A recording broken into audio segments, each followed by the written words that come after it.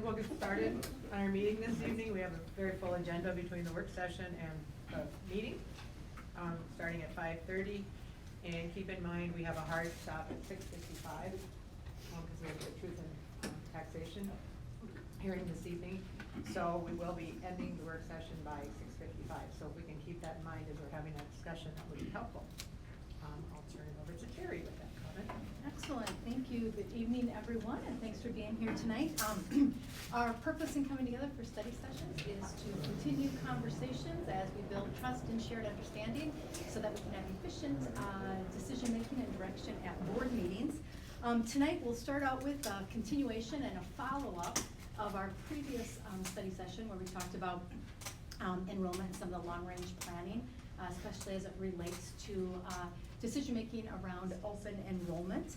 So we'll talk about that first, and then Peter Leatherman will be joining us later this evening. He's going to share the community survey results. He'll do a longer presentation during the study session, and then he'll do a shortened presentation at the front end of the board meeting as well. So we did change around the order a little bit so that we could get him at the front end, so that he had another school district he needs to present at later this evening. So with that, anything with the working document you wanted to talk about? No, just continuing with our policy work.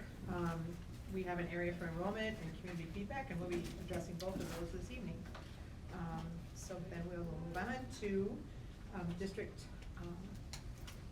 district enrollment and long range planning. I believe that's Julie. I'm Joe. And Jeff.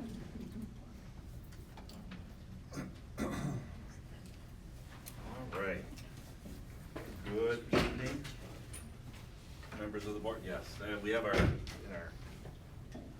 PDF here. So, as Dr. Stallo mentioned, you know, we've been having several meetings here talking about budget, long-range planning, capacity, and really for the purposes of tonight, for this time, we really wanted to nail down, have a focused conversation on open enrollment. I would say, probably succinctly, is that as a board, you've really had a couple of very robust conversations around open enrollment. Relative to budget, I know later tonight, truth and taxation, Julie will be going over the presentation, which, again, you've seen as part of our last couple of work sessions. And one of the things that we've been through this process is really getting feedback, questions, and also general consensus of how looking forward with open enrollment currently relative to how that impacts our revenues, and then certainly our plans moving forward. And so we have for you in your board packet just pretty much a framework to have a conversation around really where we started was we've been at 1% and 75 kindergarten students. The last meeting, we were looking at no limits, and feedback from the board was we need to have some limits and consensus from the board. And so Julie and I spent some time talking with Dr. Stallo around really what does that look like, what is some rationale, but also too what makes sense as a district as we move forward, looking at really what's been the historical data for the school district. We've also looked at survival, cohort migration. I always get caught with survival. All of our students survive, but really a cohort migration of the number of students. This is what happens when I eat salad. Blame it on the salad, right? But when students start as kindergarten, what do we see in terms of where their enrollment is by the time they get to 5th grade? And we've looked at some of those scenarios, but also we've really started to look back, and it's been really kind of a process around right now. We're looking at staffing. We started with our recommendation from the board on the boundaries for our elementary schools, and really ensuring we have long-term capacity for our students, our resident students, and mapping out the next 5 to 7 years to really what we see now, even though it could change in several months. We have some different housing, the economy, all of those things. And so really as a board, we're going to be leading you through this exercise annually.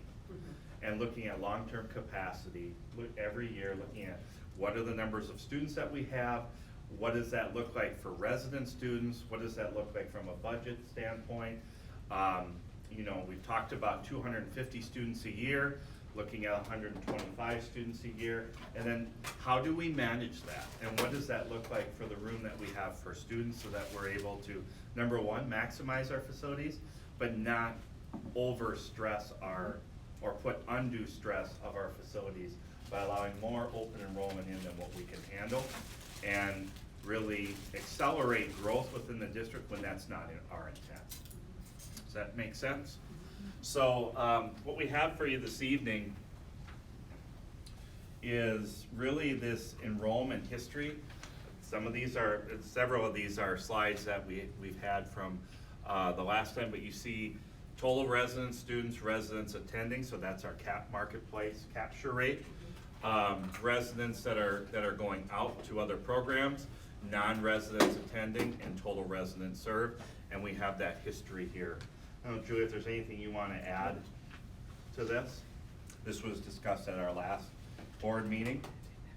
And then looking at fall of 2019, our district grade level, our average class size relative to our enrollment.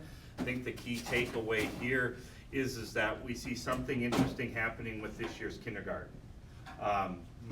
You know, we see it obviously not meeting what we projected, but we see a little bit less, probably more so than what we anticipated. And again, you can't establish a trend on 1 year, but it's something we're gonna have to pay attention to, particularly as we come to next October 1st. You know, if we see something like this again, we may be coming to the board with a recommendation or a request to do another demographic study, because we might be seeing something happening in the community or statewide that we need a more analysis on deeper than what we can provide. So is there anything I missed there, Julie? And then, You listened really well. and then one of the things we've talked about with elementary capacity is looking at a capacity that more reflects closer to our average class size averages. The only exception here is with Loyola Del Lago being a program cohort model. We anticipate that we do have some students that do leave the program over the course of the years, either their families move, or we have some, you know, when they come to second grade, if they qualify for SAGE, they have to make a choice, so we may lose some students there. But typically, as we get to upper grade levels, we don't have more students coming into Loyola Del Lago unless they're native speakers, or they're coming in from other immersion programs into the district. But essentially, planning our capacity around these capacities at each of our buildings. For Redtail, Westwood, JP, and Hamilton Ridge, typically a 5-section school in general. And then Five Hawks and Glendale, more of that 4-section plus, and then Loyola Del Lago Edgewood, which is a cohort program.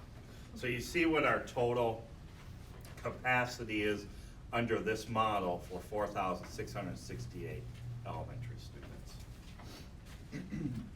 And so generally the feedback we took from the board was use this as a capacity model as we're talking about enrollment moving forward, maximizing our space.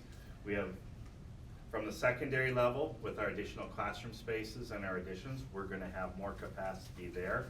But the general consensus from the board was at elementary, be a bit more restrictive of open enrollment, with secondary perhaps being not as restrictive. Okay? And so we started looking at how do, from the management standpoint of our current capacity once post-construction, and we have all of our spaces open, and we're using our capacity to its intended ideal capacity. So at 85% utilization rate at our secondary level. Elementary level, we're looking at those cohorts going through. And our recommendations are in your board packet. Certainly it's above the 1%, a little bit, but it's certainly not unlimited or no limits either. It does place a limit on what we're anticipating and what we would allow for open enrollment for the 2020-2021 school year. So again, keep coming back to, and I wanna preface this, that this is an exercise we will go through every year with the board, looking at our capacity, looking at the number of students that come in, looking at open enrollment, looking where we have space, and managing the space that we have so that all of our students are getting the programs that, as a board, you expect them to receive, that our board approved, aligned to our strategic directions. So, limit open enrollment to 100 new students in kindergarten. Currently, we've been at 75 students. We anticipate looking at, with the additional space, upping that a little bit to 100. So another classroom that we can use, again, to manage across all of our sites. For grades 1 through 5, 20 new students in each of those, again, to help us balance classes across the district, but also to manage the space that we have and that we're going to have, again, until residents catch up and we start to have more neighborhoods, more houses, more buildings, more families moving in for our resident growth.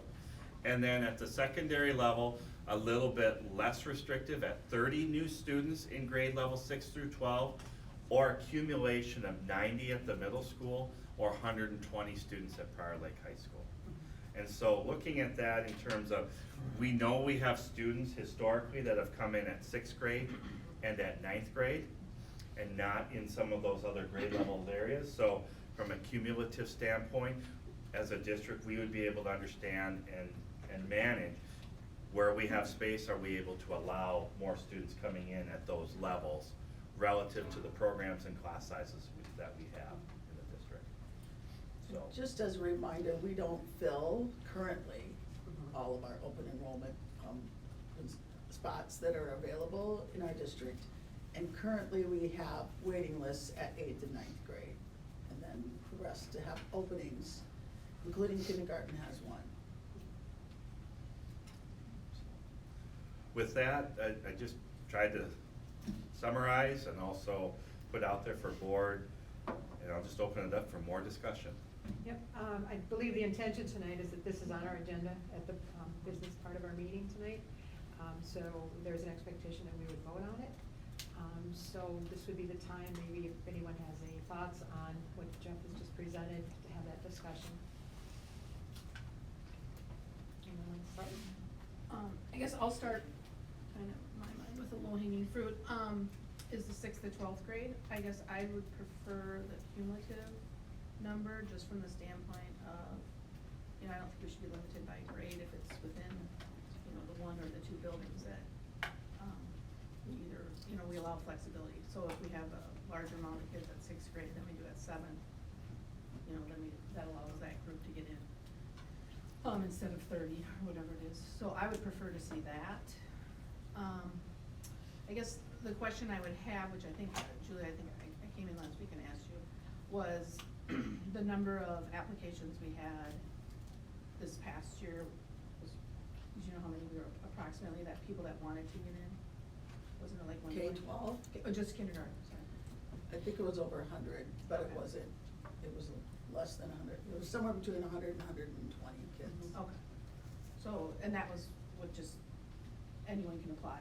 Yep. So, okay, so it's not like, so we turned away a few, is what you're saying? Well, Or they did- chose not to come. Or they chose not to come, because by, Right, yeah. because there's just certain schools that weren't available to them and they chose to go somewhere else. Okay. So we aren't capturing every single person that No. comes? Okay, all right. I don't know if the intent was, and I think we talked about it last time, is if we hit these, let's say we hit the kindergarten at 100, would you come back to us then at that time? I mean, is there a possibility of coming back if we wanted to raise it by 25 or whatever? Or how would that work? You could, I mean, we definitely could look at that, and we would, once we have the students apply, which they start applying now, they've already started applying. We do have, by the end of January, we do have a lottery of kindergarten. By the end of January? By the end of January. Okay. And then we do the lottery at the end of January, and we can let the board know how many we have at the January work session. At that point, it wouldn't necessarily be all of them, but we could let them know, and then you could make some decisions there if that was something that you wanted to do, or we could still do our lottery, and then we would know how many there are that's still on the waiting list, and we can, again, notify you in February, and you can make some different decisions then if you choose. You wouldn't be able to reduce what you originally Right. started No, with. right. Okay. You know, I'm comfortable with the 100, I think, I'm also open to 100, you know, maybe a slightly higher number, I wouldn't see at this point, because we did build capacity for the long term, knowing that we built capacity for the long term, so we're gonna have openings right now. And if there's people that wanna come in, I don't, and given the fact that our financial situation, you know, that would help some of the stuff that we have going on financially, is having more students, and we obviously have the space, so I would be comfortable with either 100 or 125. Just for clarification on your last bullet point, you're asking us whether we would want to go, irregardless of the number, that we would want to go per grade, or would we want to do a total for each school, or each level? Right now, the way this is listed, it's either or. Okay. So, it's not, or, I'm sorry, that doesn't sound right. So we're asking you to accept both. So as a district or an administration, it would be 30 new students in each grade level, 6, 12, or cumulatively, to not go above 90 or 120. Okay, So we're asking- so we could have 35 in the sixth grade class. as long Correct. as- And then whatever the other numbers are, as long as they're less than 90. Than 90. Correct. Okay, I just want a clarification on Yep. that statement. And that was my point, I was saying that I would prefer to be a little bit more flexible, depending on the difference. And just so you know, that is the language, just to prepare for the meeting, that is the language that's currently in the resolution for the meeting this evening. Based on this conversation, if there's changes, Martha can change that prior to the meeting, but that is the language that's in the resolution right now. So you're, Mary? clarification, so you're asking for, approval of language right now, is that what you said, Terry? I'm sorry. Nope, I just wanted to be sure that you knew that we just, in preparation for the meeting, this recommendation is the same recommendation that's in the resolution that we're seeking approval for. Knowing that if whatever your conversation is, if there's changes, if this is not the will of the board, we can make changes to the resolution and Martha can change it out before the meeting. Thank you. But we needed to get something in there, yeah. Mary? Well, first of all, the 100 students at kindergarten, I think that's, you know, I think the largest number that I saw that was submitted to us was 116, I believe, in 2016, 2017 that we entered in kindergarten. So I would assume that 100 students is about right, and I think that's the only place we can't really do good capacity planning, because it's in there. My concern is, you know, the total of 410 wouldn't be sustainable year over year if we did need it. However, what happens if our in-district enrollment isn't where we need it to be, and then, we limited it, we put a 20 on there, and, you know, is there, when we're talking about capacity, I mean, we're talking about how much we could do per grade. And let's say we need more than 20 or we need less than 20, would it be better to not, do we have to put a number down? Can we just say, you know, let the applications go through and let's make sure we meet a certain capacity if we can? Cause I'm worried that we'll have to keep coming back and adjusting the number, and so if, you know, the grid that Jeff put up, basically said, here's our goal per grade, which includes, you know, 5 new sections at Hamilton Ridge. So here's our maximum number. Take a standard deviation we think we may have from the cohort coming through first to second to third order that we know already, and say, okay, here's what we wanna meet, and if we don't meet that with our current in-district, then definitely we'll wanna fill the gaps with open enrollment. But what if that number's less than this or more than this? I mean, how much flexibility do we have in order to meet our goals? Well, I didn't you don't say we know. make adjustments? I don't know, with this recommendation, I don't think we're gonna meet this. No, We're not gonna get 410 kids. I'd be shocked if we did. Yeah. Well, we're not meeting our current, Right. so. Yeah. So I guess the idea here is there is a strategy, say, we could look at the number of students per grade level. I've seen, I think the purpose here is, or at least the approach is, with open enrollment, we're communicating that families are seeking enrollment into Prior Lake Savage Area School District and not a particular site. And so if we were, I guess internally, if we were to look, and that's I guess the virtues of this approach, is let's say we have 20 new students at grade 1, we have the ability to spread those 20 students out so that there's not unfriendly numbers, or we're able to balance classes across the district and not just at 1 or 2 different sites. No, I understand that, I'm just thinking about efficiencies, and all that in the process. Do we have to, if we just stated, here's what we're gonna go for, we're gonna open up open enrollment until we hit this capacity, just make sure we hit that capacity, do we have to say 20 students?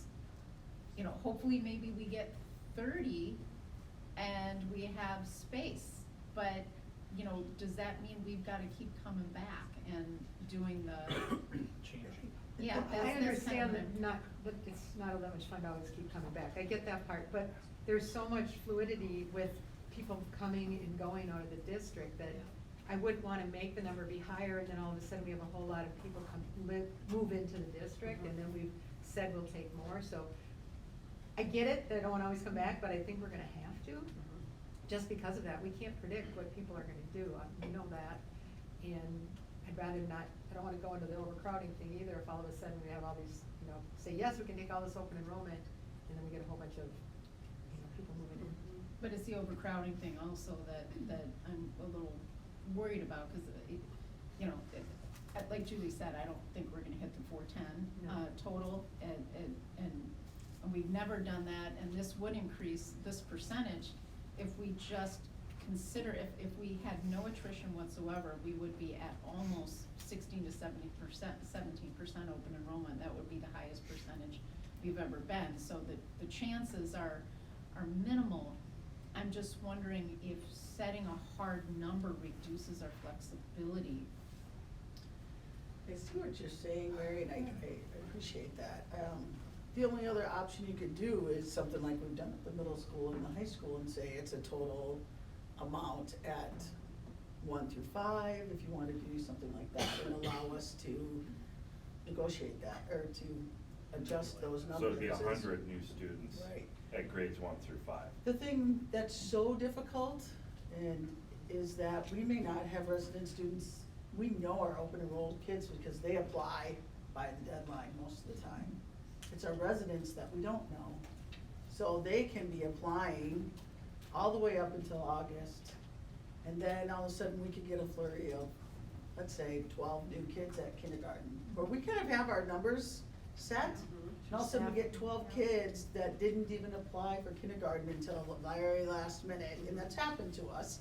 And all of a sudden we're scrambling a little bit to figure out where, and they're residents, so then how do we do that? And we've already accepted open enrollment, so no matter what we do, we have a little of that always happen.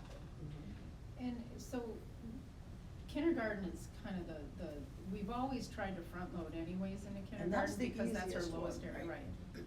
But when you're dealing with 1st through 5th grade, you do have, your percentage of loss, you have about a 1 to 1.5%, I think, standard deviation in that between going from, moving from 2nd to 3rd to 3rd to 4th. So if we allowed that in there, I just don't, I guess what I would like to do is avoid the constant going back. I don't think we're gonna make these numbers, but, in the event that we do, or in the event that we lose more than we anticipated at our in-district organic growth, particularly in the bubble areas that we normally hit, do we have to then, if we set this number, do we have to come back and re-vote on another number while residents are sitting on this waiting list? or Residents. residents, Residents but are not never on a residents, I'm waiting sorry, list. but open enrolled candidates are sitting on this waiting list, wanting to know, you know, if they're gonna make it or not. I'm worried about that too. We accept Yeah. our open enrolled students. Once we do the lottery, we accept them. Where we accept them, we don't notify until May. So we, as many as our resident students as we can, we would like them to enroll by May, so that we know where our resident kids are. Again, they have, or if they're moving in the summertime, or they're making adjustments, we just don't know that until they're actually come in. Now, Do we accept open enrolled in May? we accept them, yes, we No, I accept them. meant into- brand new applications. Mhm. Okay. And if we've already hit our 20, and we don't think we're gonna hit the number for in-district organic growth, is That's it when we just stay, come- that's we when come come back. Come back. Yeah. Yeah, Mary, it's a great question, and I think where we grappled with is we clearly heard that we had things open, right? And we clearly heard, that was not the will of the board at all. So we just took a look and said, based on the number that we've had in the past, that we haven't even hit that 1% recently, that 20 is a number that we feel, would, we'd be able to place where we need them, and if we don't believe we're gonna hit that many, but that also sends the message, because part of this is also a message to folks that we've been closed to that 1%. And we had some conversations a few years ago that it's gonna take us a while to change that story. Does this change that enough? I don't know, but at least says we've got some capacity. No, and I get that, and I understand this, and I really like the fact that we went to the capacity plan. Again, when I look around the Southwest Metro and other areas and stuff like that, I see them setting that one capacity plan, not putting a number out there to allow the district to have the flexibility going forward without having to come back and meet, because they know they never wanna go beyond that one marker. They know that would be their ideal capacity, and that's the only, to extend it beyond that would be the only reason why the board would have to come in and talk about it again. That's all I'm going after. I'm not, the Yeah. numbers look pretty good. Obviously, if we did fulfill this, it would certainly not be sustainable in future years. Right. Not at all. Right. No. But right now, because we're behind this year, we wanna catch up, and we have a 750 capacity elementary school we wanna fill, cover the operational costs.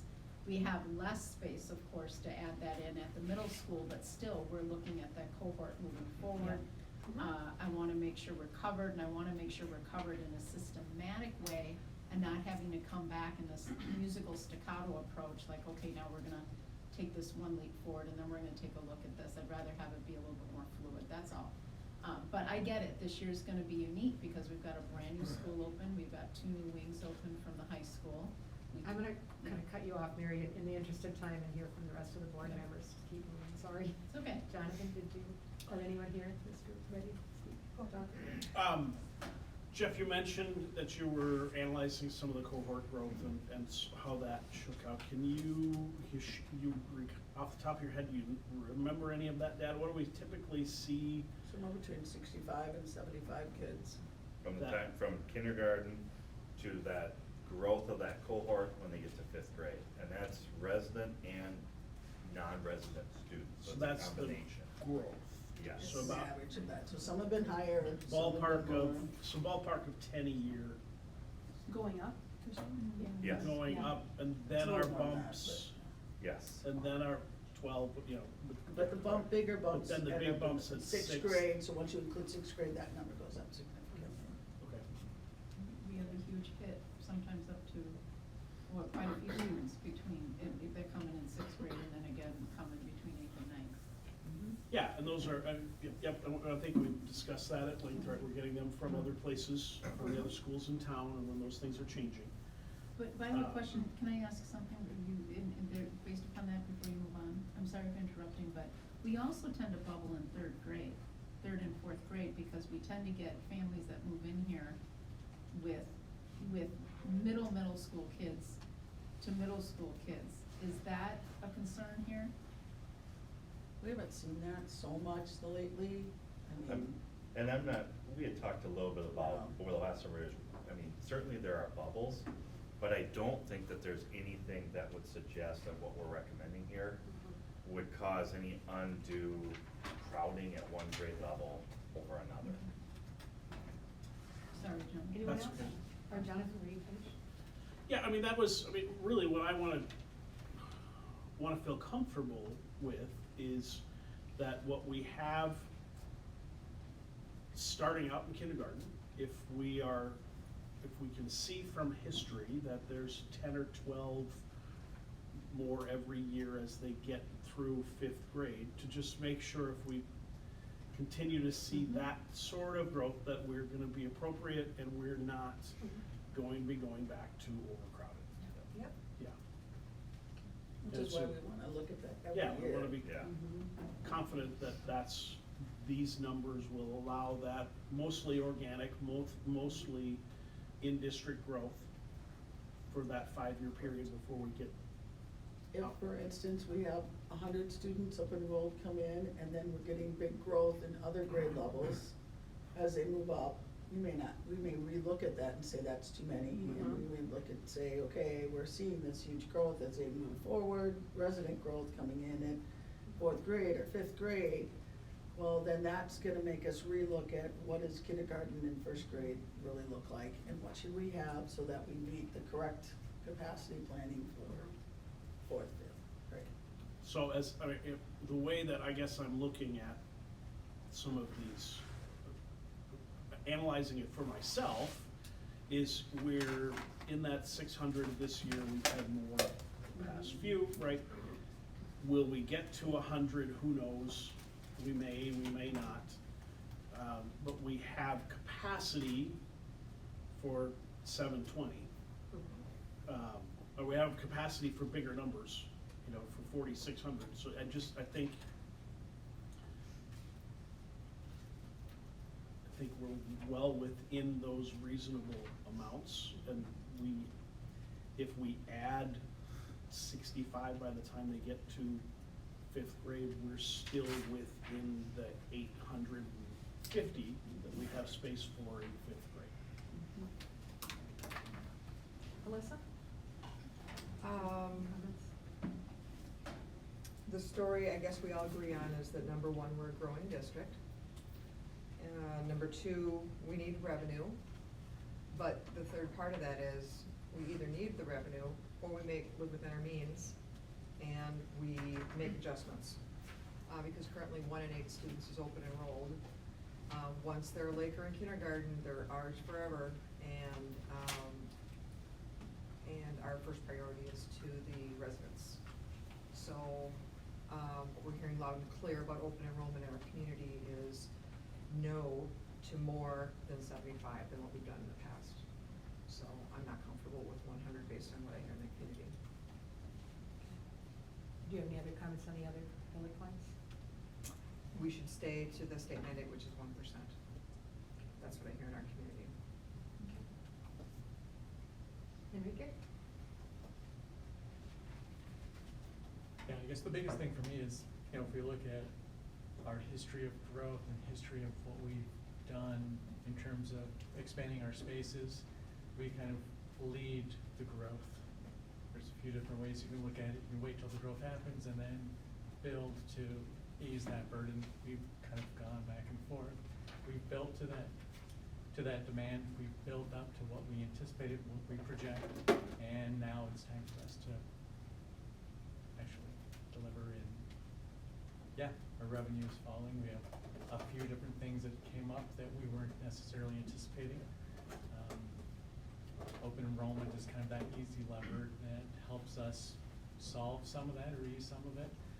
But also to Alyssa's point, we also need to look at what do we have right now? How do we live within our means so that we can kind of lessen that burden? Personally, I'm comfortable with the numbers. 410, that's 4.5%. It's a bit higher than what we have done in terms of open enrollment in the past. But that's the tool we have before us right now. Michael? I one of my questions to Jeff when I asked him some questions was, are these numbers enough? And I agree, I don't think we'll fill them. However, I would like to emphasize, I think it's important that you come back to the board if you see a need for a change, because we're in a transition time. And to govern, I think we need our finger on the pulse. I trust you to manage, and I trust you to come back and say, you know, we might need some more flexibility here. I'd like to be a part of that.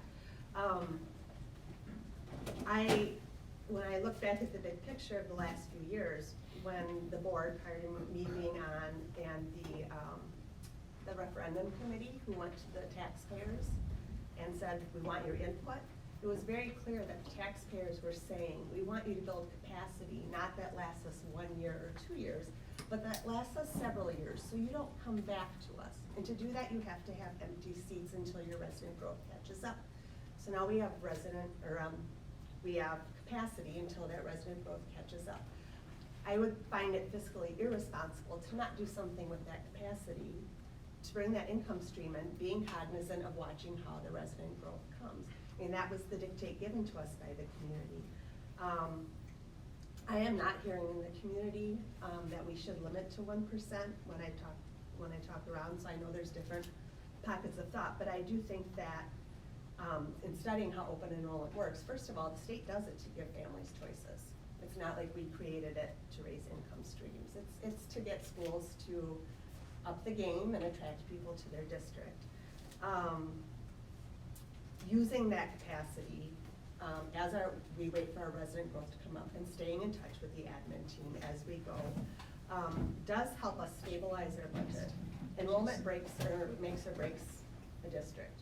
There's no way around it. It also helps when we talk about taking care of our resident students.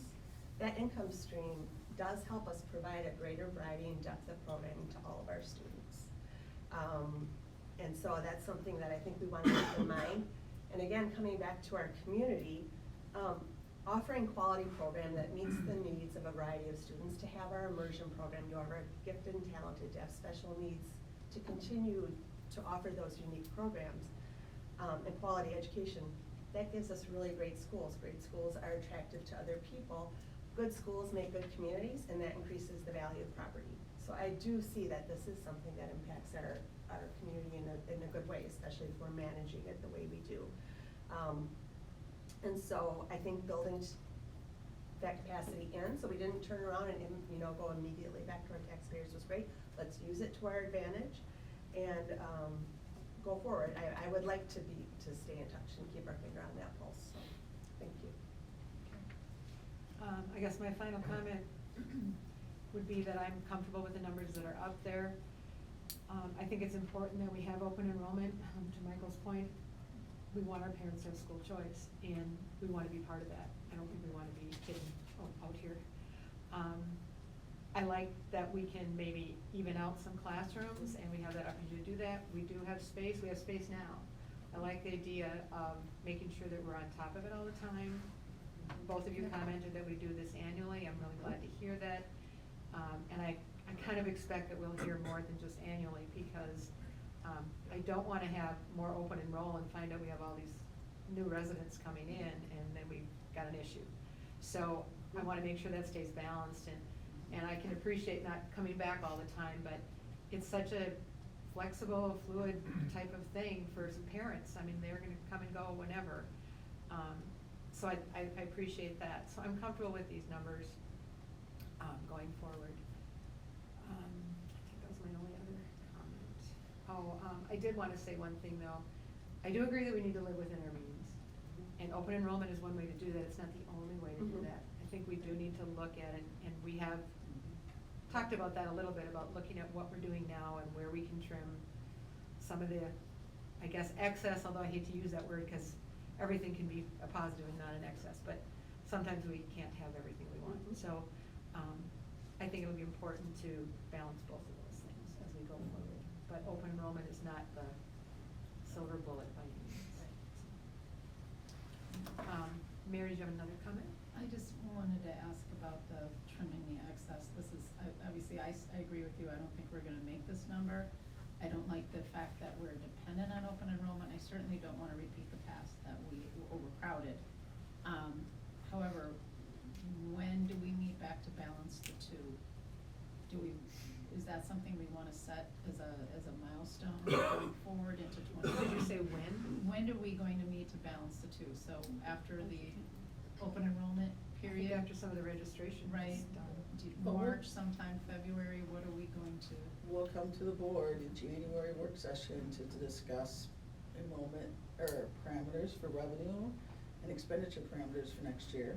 You've kind of given us some already, and we'll come back and for some assumptions, like the 2% from the state, or do we think because they have a budget surplus now that maybe we'll get a little more, or we wanna count on anything? I mean, those are things we'll discuss, and what we think that enrollment will be for next year, and then what other kind of adjustments will we need to make to bring our budget within the fund balance policy. And we'll talk about those things in January. We'll have some numbers we'll be able to discuss with you at that time, depending on what is decided tonight. And then we will take that, how we, our budget calendar, and every month we'll be coming back to you at the board work session discussing where we are and where we think that we need to make those adjustments at. And we know we need to make some adjustments in our expenditures to bring us in line with what we need to be. And I would echo that in the past, it's not something that we discuss tonight and we put it away and don't look at it again. I mean, we're We'll do it every constantly getting month. updates from you on everything, Yep. and we're always talking about the budget. One of 3 budgets, always going, I guess. Sure. So I mean, I would expect that same practice would continue. What I'm actually getting at is, do we have a deadline that we're telling people we want the applications in by? We can't legally do that. I mean, Actually- even for our enrolled, our resident families, we can't No, I do meant that. for open enrolled, cause you can legally do that, most of the schools set it at January 15th or January 30th. I know there or was something something about January 15th before, Yeah. but is that law still in effect? If we're in an integration district, you. So we don't have to, that's right, an integration district. So when is the appropriate, I mean, I don't know what the pattern has been of when we receive this. So we have like, okay, we're gonna tally them up as of the end of January to talk about it in February, that's kinda what I was getting at. We do And I have a think that's what'll schedule. happen. Okay. We do have a schedule, we do have a calendar out there as when we accept, when we do the lotteries, we have all of that in a calendar. So that, and our parents know it's on our website as far as for open enrolled parents. And as soon as we have the information from tonight, we'll post that on our website, that'll be up and going. And then we'll do, I think it's kindergarten, don't quote me on this, I'll have to go back and look, but kindergarten lottery is at the end of January, everyone else is sometime in February. They're notified, they're accepted into the district, but the placement isn't decided until May. Okay, so maybe mid-February or even later, we would have better numbers to come back, that's what I'm asking, Right, yeah. as the closer it gets to the next school year, the better our numbers will be. Right, yeah, and, yeah, so we know when we're gonna start looking at if we can meet this number or not, and then making decisions is what Right. I'm getting at. Right. Okay. Okay, in the interest of time, we will move on to our next agenda item, which is our community survey results. Shall I see him in the back of the room? Jeff, it's down at the bottom. Very excited Okay. to have Peter Leatherman with us again. Thank you, Peter, very much for being here this evening. We know you're under a bit of a schedule, so we've modified a few things. But we're excited for you to share the results of the most current survey, and I know with that you also I provide can advance for you. some trends. The clicker's not I can be working. the expensive clicker. Actually, just, there's a keyboard, oh, I can walk over here and do it. Yeah, That okay. way I'll keep you distracted, I won't touch this way, this is the board, oh, I can't touch that. You can board. actually touch that and we'll advance. That So if you want. I step screwed it up the last time. If you want, step really over, you can bad, stay over so- there, and you can touch that one, and I got you covered on this I side. don't trust Sometimes it will myself. advance if you don't want it to. All right, it's a pleasure to be back down here with you again this evening to look at survey results again. And overall, I'll say up front, a lot of positive changes in the district, in the right direction on people's perceptions.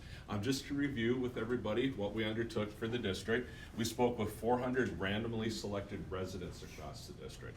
Within that 400 sample, approximately 34% were parents. So roughly about 120 parents. But we always want to look at some parent attitudes and opinions, so we do what's called a balloon. We call an extra 160 parents and then merge them together, so we have a cell size then of 300 parents to look at. The 400 sample is plus or minus 5%. The parent sample is plus or minus 5.5%. Interviews were conducted first part of November, basically. Average interview time was 17 minutes. Non-response rate was 4.5%. Once they understood we weren't going to sell them anything, and about 55% of these calls were completed via appointment when it was convenient for the person to take the survey, when it was convenient for us to give the survey, which is why it takes us longer to do a survey, almost 3 weeks. Put up some demographics for you. The first one, everybody wants to know the breakdown. Almost a majority cell phone only households now. You still do have double digits, 10% that have landline. They're out there. It's a very specific demographic. And then 42% had both landline and cell phone. Continuing with the demographics, we do the demographics for two purposes. First, to validate the sample against updated U.S. Census information to make sure we have a representative sample.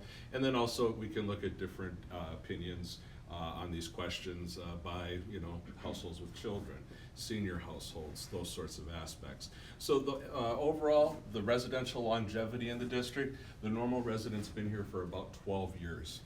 Average age, you've had some growth with newcomers coming in, 17% here less than 5 years ago. You now have 23% that are millennials. Average age in the district then is about 46 years old. 18% indicate they have preschoolers, and like I mentioned earlier, 34% have children. We had 15% indicate they were renters. Self-assessed home value, people always are overly optimistic, shall we say, but it's about $310,000, $315,000 on average is where they self-assess their home. Majority are college graduates in the district, and that's college graduate or postgraduate. The areas are divided: Prior Lake 58, Savage 28, Townships 14, and the gender divide is the one thing that we really do monitor here, because for those that have heard the presentation before, if we didn't, we'd have 70% women because men don't answer the phone. So we ask for the person whose birthday is nearest to the date we're calling. It's a nice way in order, because there's no bias in that, so we can balance it that way. So before I go into the results, any questions on methodology, demographics? Just Yep. one. First slide, I just want to make sure I'm clear. You said 400 households, roughly a third of which are parents, and then you got to 300 by adding another Correct. group of Yep. parents. Yeah, it's called a parent balloon. Okay. And so if we had 34% in the 400 sample, so that's approximately 132 in a 400. So we call additional roughly 168. So then we have a cell size of parents that's representative of So 5.5. throughout the results, if we are seeing from the community, it's from the 400. 400, If we're seeing something of a result from parents, it exactly. includes the extra. Yes, for the purpose of the presentation, for time to go through it, this is gonna focus on the overall, except for the one slide or a couple slides on specific perceptions of parents on the importance of services. And I've labeled that chart, but yes. Anything else? All right, survey says, change from 2018. And this is the first time we asked this question last year, is the importance and the quality of education in the decision to move to their current residence. Last time you had 76% say it was at least somewhat important. This time you have 75%. But you now have a majority of people saying it's a very important factor, a 9-point jump in that. And then you can see it's less important for about 26%. So the quality of the education is a factor now for over 50% of the people in their current residence. What's their first thought about the district? Some of these questions up front are open-ended. We haven't given them any information. We haven't talked about taxes or anything specific. We just want to see what's at the top of the mind. First thought about the district, all positive in the first four. Good teachers, 22%. Good education, 22%. 1 in 7 said excellence, right off the top. 10% said good programs. We could put broad curriculum in there. You kind of have 17% that are looking at a program curriculum type answer. 9% said growth. 8% said high taxes. Now, the high taxes has been down in all the surveys we've done through the years for the district, but across Metro, the norm on that when people think about their school district is about 15%, saying high taxes at the outset.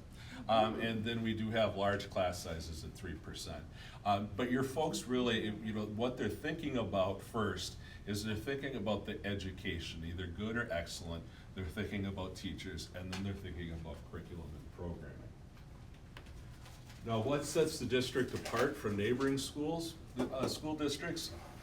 Good teachers at 28%, better academics at 23%, 17% say better programs, 7% say larger, 2% say smaller, kind of at tension with each other, but only 1 in 10 say nothing. There is no competitive advantage or competitive disadvantage. The norm on this one, people saying there is nothing, you know, all districts are the same, shall we say, is about 20-25%. Where your folks are focused, and it's for the positive, 2/3 see a competitive advantage for the district based on either the teachers, the academics, or the programs. So then we ask for an overall evaluation on the quality of education. This time, I tried to make these color consistent. The lime green as it appears is the 2019 result. This time we have 94% rating it favorably, 5% unfavorably. Last time it was 93-6. But the key difference is the excellent rating. It's the highest now since 2012. It's a 14-point jump from last year. Now, Minnesotans are notoriously difficult graders, and they're very hard to get enthusiastic about anything, okay? So what differentiates, the norm on a favorable rating for the quality of education is about 90%. It's where 80% of the districts are, right, about 90%. What differentiates, though, is the excellent. The norm rating right now across the state of Minnesota over the last 18 months on the excellent rating is 22%. Okay, so you're almost 3 times higher in the perception of excellent, but you're also at the high historically, a 14-point jump from last year. How is the district doing in meeting the learning needs of all students, most students, only some, or very few? You can see in 2012, we started out with 31% saying all and 58% saying most. Now, the all category is a stringent category. It's kind of like in excellence, you know, there's not a lot of room to improve on excellent. Then we went to 46% in 2015, and it went up last year to 62%. So we were wondering if this was an unusual result.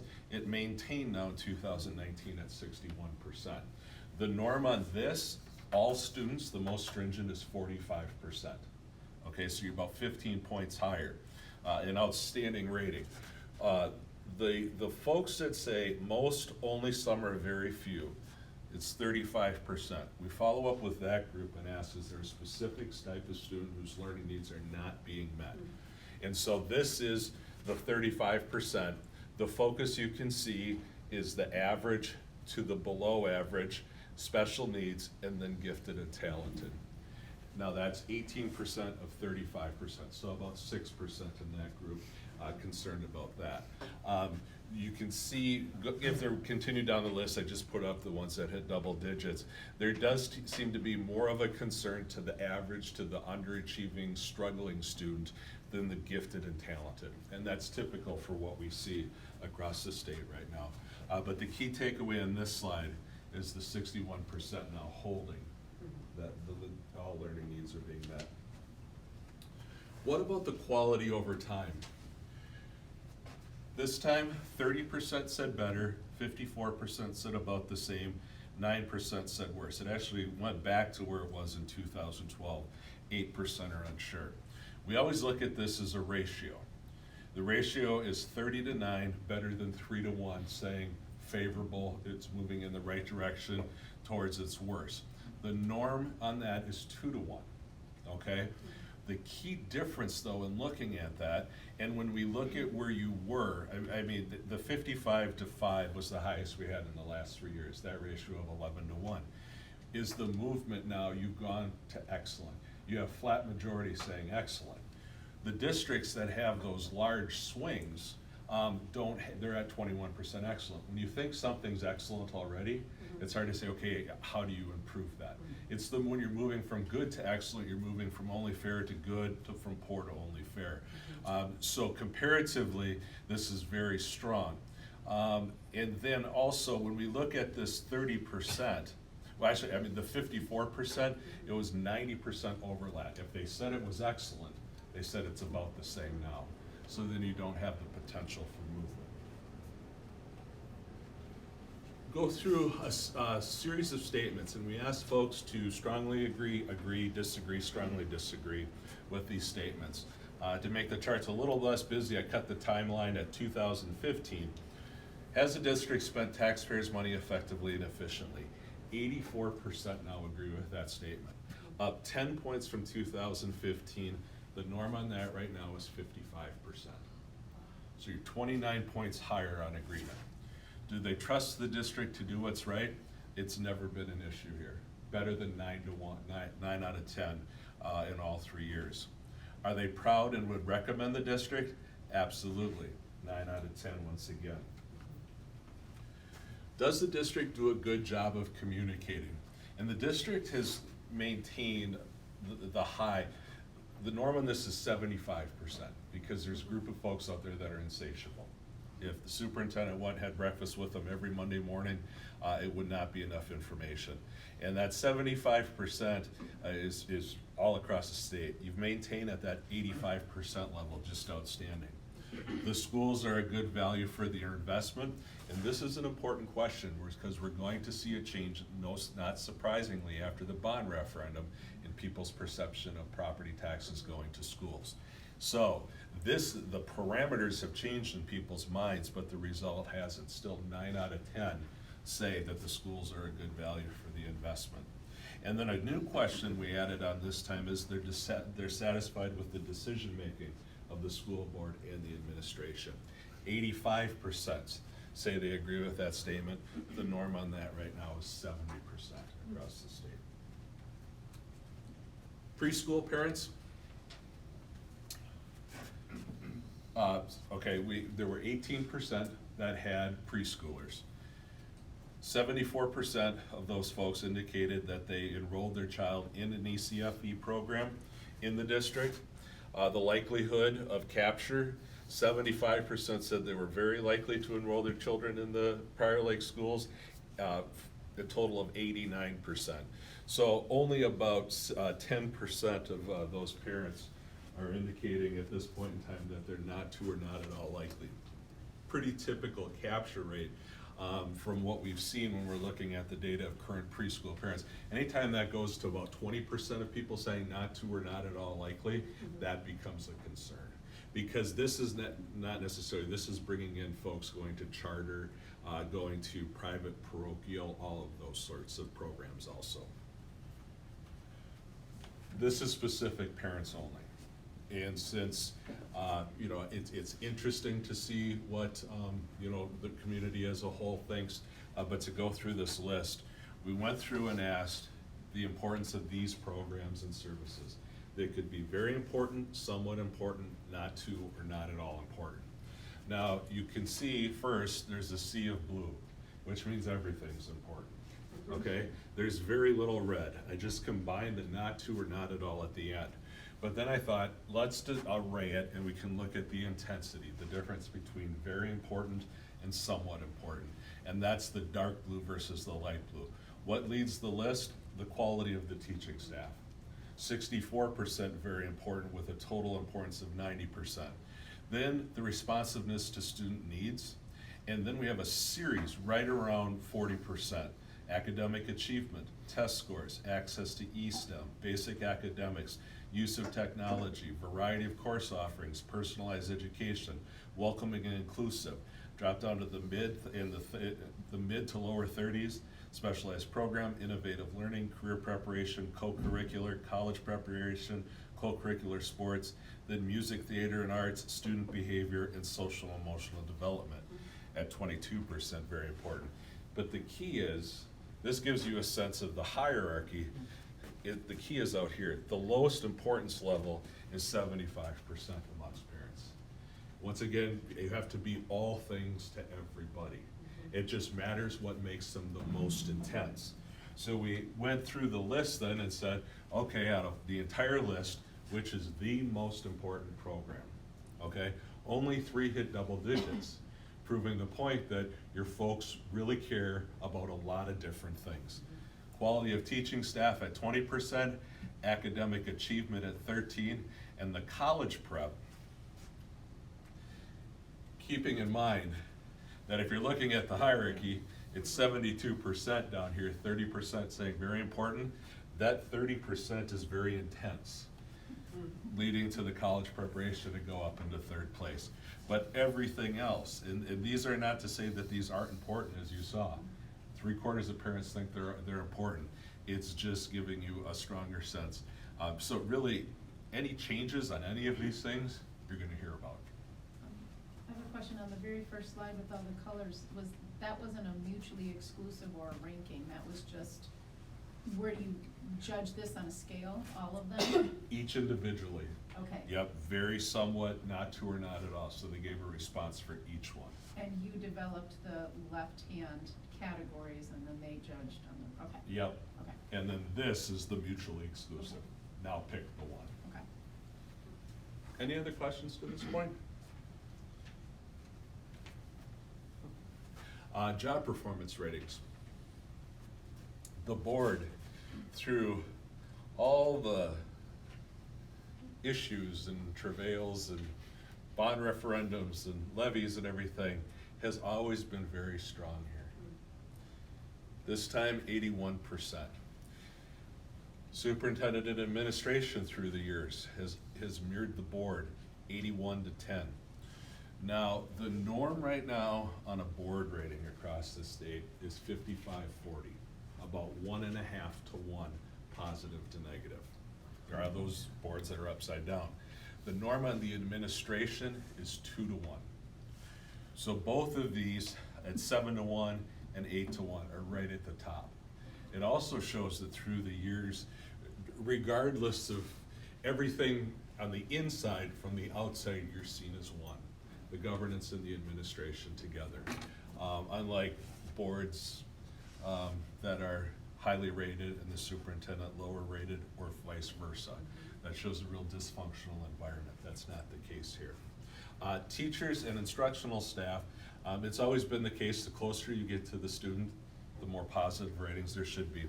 There is a drop, and it is on the edge of statistically significant on teachers. 92 to 86%. Norm on teachers is 85%. Now, I don't know during that time frame, did a survey for a district in Wisconsin last month. Teachers rating, all of a sudden we had 15% negative. They had a very specific issue that happened with one teacher that all of a sudden became for all teachers. It's something to watch and to see. But at this point, it's still above the norm of 85%. I have a quick question. When you say the norm, are you talking the state or this Southwest Metro area? The state as a whole. Okay, Yeah. okay. Can I ask a quick question? Was that graph, was that still only parents being surveyed? No, we're back to overall. The overall, okay, This is thank you. everybody. Thank you. Financial management. Last time, 74%, this time, 77%. And you finally have less than 20% rating financial management only for report. Absolutely outstanding. The norm rating on that right now is 50% favorable. Okay? And it's also, let's just go to the next chart, because it's at a time where people's perceptions of property taxes have changed. Overall, do they think the lime green, do they think their total taxes are high? 55% say they are. The total tax high is down 2 points. It was 57% last time. It's still, and it always will be, a hostile tax climate here. Anytime we go above 50% and the variance somewhat high, it's a hostile tax climate. But what has changed with the bond referendum in 2017 is the perception of school taxes. 59% say they're high. That's up 17 points. That always is going to happen when you have a successful referendum or operating levy. But in going back to those previous charts, whether the schools are a good value for the investment, okay, their parameters for their investment have changed for 1 and 5, and they're still saying it's a good value. They're rating the overall financial management now at 77%. Only 19% disagree with that statement. Good Lord. Don't trust me with technology. You have 19% saying very high. It really is, with the parameters out there, folks do value the quality and what they're receiving for their tax dollar. So then, how do they feel about a potential tax increase for a technology levy? When you see an increase in the school taxes, I would expect greater opposition. No, you have the typical opposition we've seen through all the years, and that's between 30 and 35% saying nothing. They're not going to support anything. What about those that would support something? It comes in roughly at about $6, $7, $8 a month. You know, once again, that number is not set in stone. It depends what you're asking for and the specifics. That number can go higher depending on what's being asked for. It can go lower depending on what's being asked for. But there still is an appetite to have a discussion if it's not deemed as necessary and needed in the district. Finally, communication. First off, where are folks getting their information? 28%, and this is an open-ended. They're telling us, you know, what's the primary source. The district newsletter at 28%, the local newspaper at 15%, but let's add the teachers and staff and the word of mouth, because that is an informal communication network. 27%, better than 1 in 4, are getting their information about the district from somebody else. Okay, in that sense, you always have been and always will be a small town. That's very reminiscent of southern Minnesota and the Iron Range on where folks get their information. District website 14%, then social media, cable, and email. That's their primary source of information. How do they feel about the level of information they have about what's happening in the district? Last time it was 64%, this time it's up to 71%. So the positive ratings we're seeing, people are indicating that they have more information. You know, sometimes more information creates more problems and more issues for folks. That's not the case. People do feel very well informed. The norm on this right now is about 60%, saying either very informed or somewhat informed. This was a unique finding. Satisfied with the amount of print. 74% said yes, they are. 10% indicate they don't get enough, but that's been going down since 2012. And now all of a sudden, we have 14% saying I'm getting too much print. It is a very specific, and looking at the demographic, it is 18 to 34-year-olds without kids. Yeah. That's the group. Parents, only 8% said too much. It's millennials without kids saying too much. So that's the tension for communication. Going through some individual sources of information, I set this up so that the green is the result for 2019, so you could quickly check. District newsletter as a source of information is up 14 points to 55%. Cable access, it's hanging in there. It's just the core audience, right about 1 in 8. The district website now is maintained from 2018 to 2019, 34%.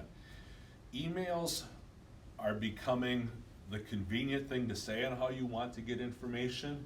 And when you then ask people their amount of information that they're getting from them, nobody's opening an email. So district emails down 8 points, teacher emails down 6 points. Building newsletters, a little bit of an uptick, but still down from where they were in 2015. Interestingly, the local weekly paper, we saw the drop last time from 56 to 40. Now it's maintained at 37%. The superintendent's column, basically it's a 1-for-1. They go for the superintendent's column in the local newspaper. Teachers down 7 points. Informal discussions. 1 point behind the district newsletter though, as where folks get their most information. Community education catalog, something must have been in it in order, almost double. And district social media, not surprising, almost doubling also. Looking at newspapers a little more specifically, the Prior Lake American for the first time readership is less than 50%. Now, the 49% is still outstanding. When doing surveys all over this state, the local newspaper continues to shrink in community after community. There has been some shrinkage, but it's still, newspaper. Some of them are at 5%. The Savage Pacer, 37 to 31. But the Star Tribune is where it really is noticeable now. 35 to 16. Only 1 in 6 indicating they're reading the Star Tribune. Is that a paper read or an online read, or did you distinguish? Didn't distinguish. Okay.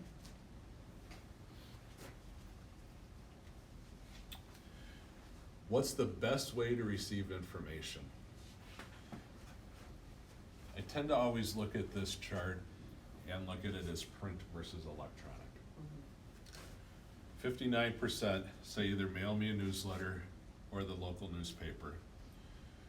24 and 5, 29% are staying electronic, and God love them, 1 out of 12 people say I want to hear it from somebody else. You still then have the preference then of print versus electronic at this point in time. Even though you did have 14% saying you're sending too much print, that specific demographic. Was there a specific demographic in there that also aligned to the other one? The word of mouth? That just the, in general, between the newsletter, via email, et cetera, and how much information you had mentioned that they didn't, you mentioned that the demographic of 18 to 34 or whatever it was, didn't want to receive Print. print. Yeah, 18 to So- 34-year-olds without children. Okay, without children. Yep. Did you break that down here and just see the pattern here too? Is No. it age, is it demographic, age demographic? This has always been driven a bit by demographics, Okay. but not as much as people think. Okay, In that sense, and we'll break that down specifically in the report. Okay. Everybody thinks, if you're 45 and younger, you want it electronically. If you're over 45, you want it in print. There are an amazing amount of parents under the age of 45 that want a mail newsletter. thank you. Because this is, and it's always the tension with communications. The more reliance you have, and you saw people not relying on email as much, because you can't force somebody to open an email, you can't force them to go to the website and get information. It requires a proactive action on the person to go get it. And so what we have seen in districts that all of a sudden have 65% of people relying on electronic information, there's a dearth of knowledge in the population as a whole. Uncertainty goes up on questions about people's opinions on the board, on financial management. Because yes, they have availability to all the information, but they're not going out to look at it. And so they're not becoming any smarter. It's become a mile wide and an inch deep. Board meetings on district website. Really no change over the years. You have about a little more than 50% that aren't aware that they're either available live or archived. The key viewership, you have about 1 in 6 folks that are either looking at the broadcast of meetings on the website or archiving board meetings. And then finally, this continues. You're down now to a low. Are they interested in receiving updates on the bond referendum from 2017? This was 14%. You're now down to 10%. Now, part of it is, it's because they trust you. Okay? Districts that have folks saying, They want information, they don't have the ratings of the board, the financial management, what have you. Still, the highest we have, and with all the successful bond referendums over the last 5 years, is about a third of people saying, yes, I want information. But still, 10%'s the low. 1 out of 10 down 4 points. What do they want? When's it gonna be done? And some specific budget details. So, finished, I think, 6:45 was the goal. Wow, well done. Happy to answer any questions you have. Does anyone have any questions? Thank you. You mentioned a full report. Yeah. Is there a report behind that? There will be, Oh, yeah, there I'll- will be, yeah, okay. we'll put together an analysis of, probably 15, 20 pages looking at all the key findings. Okay, great, thank you. You're welcome. Yes, thank you. We'll see you in a little while again. Yes, it's. Okay, quickly, kind of over a couple of things. A big one is that, it's come to my attention that, in February, we may have a meeting or a board member attendance conflict. And I'd like to propose that we combine the work session and the board meeting and, hold both of them on February 10th. Would everyone be okay with that? There would be no meeting then on February 24th. We don't need a vote, we just, if it's okay, we'll move forward with that. And I believe that Dr. Sal's already talked to the administrators and they're okay with that. You're smiling way too much over there about this. My social calendar's filled up. Then, Would that be fine? It's a sorry we statement. probably This is started, part of your social I don't know what the I- agenda will be, but maybe I 5:30? think maybe 5? Well, Okay. we can talk about it as we plan, Okay. but, Just put it on. I think we Yeah, maybe eyeballed a plan couple for things. 5 Yeah, o'clock. let's do that. The 10th? On February 10th. Just That's, put it on that's the our calendar. regular meeting Yep. night, so it's just I combining don't the plan two. out that far. Thank you. And, then the next thing is, we're working on our board governance policies right now, and, I'm wondering how the board would feel about just tackling all of the policies that are left after tonight's policies. We've got a couple that we're approving or potentially approving. The rest of them are kind of intertwined so much, and I'm wondering if the board would be open to, having, our work session on the 27th, a good chunk of that to go over all the rest of those policies at one time. The other part of the question is, MSBA has a program called Mutual Expectations, where they talk about governance and the 5 stages of board development and policy. And we could have someone come in and talk that through with us. I don't know if they can come that night or not. I wanted to hear how the board felt about doing that, or if we want to try and tackle it on our own. So I get some quick feedback. Can I clarify something really quick? Sure. Did you say you wanted to not only have somebody come in and talk to us, but also tackle the rest of the policies on the same night? I don't know exactly what she'd do, so I just wanted to know if it would work for her to come in. The program's called Mutual Expectations, and those are the areas that you kind of hit on, is governance, governance as a role, governance policies, and then the 5 stages of board development. And then, I don't know if she can even come on the 27th. All right, Not and I good just didn't know background. if she was gonna then use that theme to facilitate going over the policies, or if we were gonna That's go over the policies possible. afterwards. That's possible. Trying to That's- figure out how much time. Yeah, that's possible. I just needed to know if it was something that I should pursue or not. No, based on our talks that we're already having in the last couple of meetings, I would recommend the first thing that we would consider foregoing this next year would be a consultant like that. 'Cause Okay, could you explain that more? That's a consultant that we would have, that's an expense. Mhm. Again, that's one of the areas that we don't necessarily need. Okay. I would,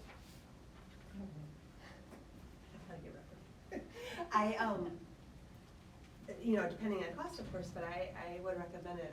The sessions I've gone to at MSBA recently, especially the more informal coffee and conversations where they address some of these topics that come to board governance, has actually been really enlightening to me and given me a new context for looking at these. I would be interested in having someone with a bigger umbrella experience come in and advise us if we're gonna set our policies for how we govern ourselves. Okay, so is it okay with the board if I find out more detail and Yeah. bring it back? And probably at the organizational meeting? Would that give us Yeah. some time? I don't mind that. How many policies do we have left to go over though? I'd say 6 to 8, maybe? Is that what it is, 6 to 8? Yeah, 6 to 8. I had them written down. They're the big ones, though. Yeah. Yeah, I'm just worried about time. And we may not be able to And- tackle all of them, but there's some that are pretty much overlapping, you know, with, Mhm. and then align them with MSBA a little bit, so, Okay. okay, that gives me some direction. And then, I have copies here of all of our board committees, and I'm suggesting that everyone stay on the same committees for next year. Mostly because the first year, for some of you, is kind of a learning year, and the next year is kind of more of a expert at it, I guess. But here's copies for everybody. If you have concerns, or you think you're gonna have a conflict with your meetings for next year, why don't you, let me know, and, we'll go forward from there with the organization meeting. And I think that's all I have right now. I don't believe there's anyone in the audience that wants to address the board, so we've got a few minutes.